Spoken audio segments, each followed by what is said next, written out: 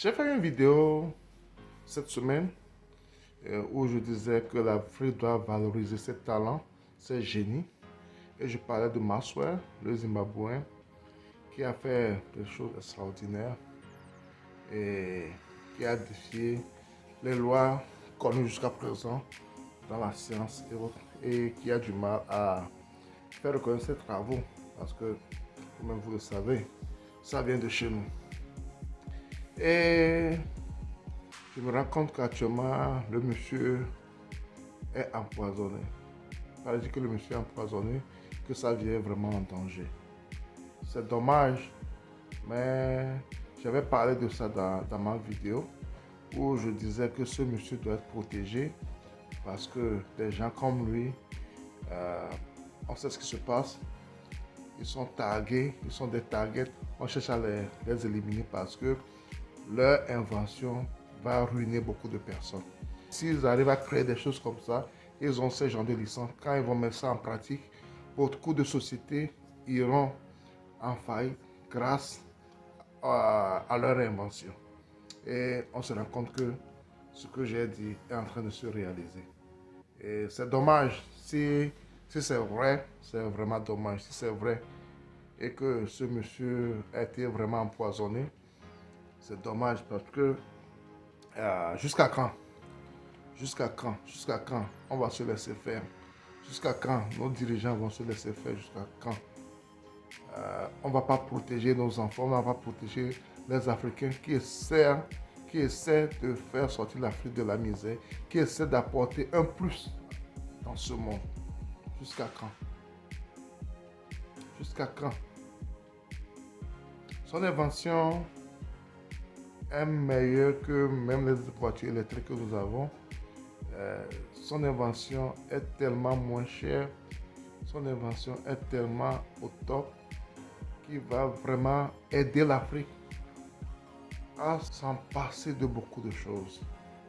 Dans les campagnes où on n'a pas d'électricité, on n'a plus besoin d'électricité pour pouvoir suivre les événements à la télé et autres. Et ce qu'il a fait vraiment exceptionnel.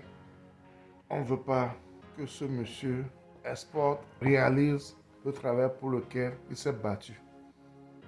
Un autodidacte, quelqu'un qui n'a pas été à l'école, qui a fait ce qu'il a fait. On ne veut pas que son travail émerge. C'est dommage, mais c'est la triste réalité. C'est dommage, mais c'est la triste réalité. Quand j'entends ou bien j'apprends ce genre d'infos, il y a eu rage qui m'anime parce que je me demande jusqu'à quand on va se laisser faire.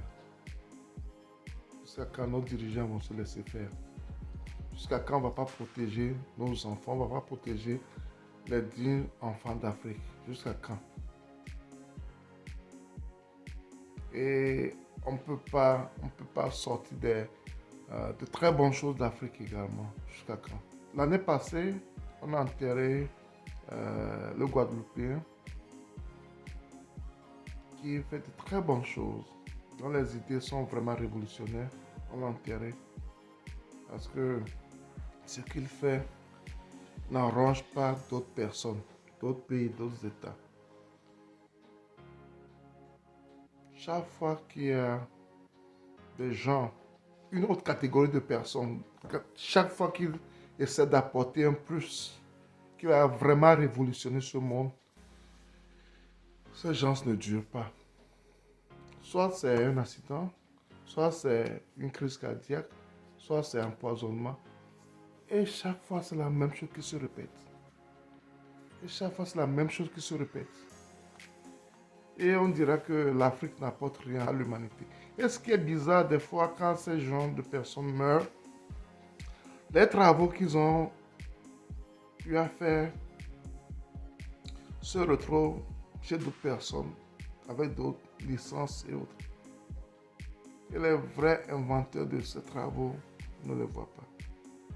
Ça s'est toujours passé ici aux États-Unis, au moment de l'esclavage et autres. Il y a beaucoup d'inventeurs noirs qui ont fait beaucoup de choses, qui ont trouvé beaucoup de choses, mais leur nom n'a jamais figuré sur leur invention. Leur nom n'a jamais figuré sur leur invention.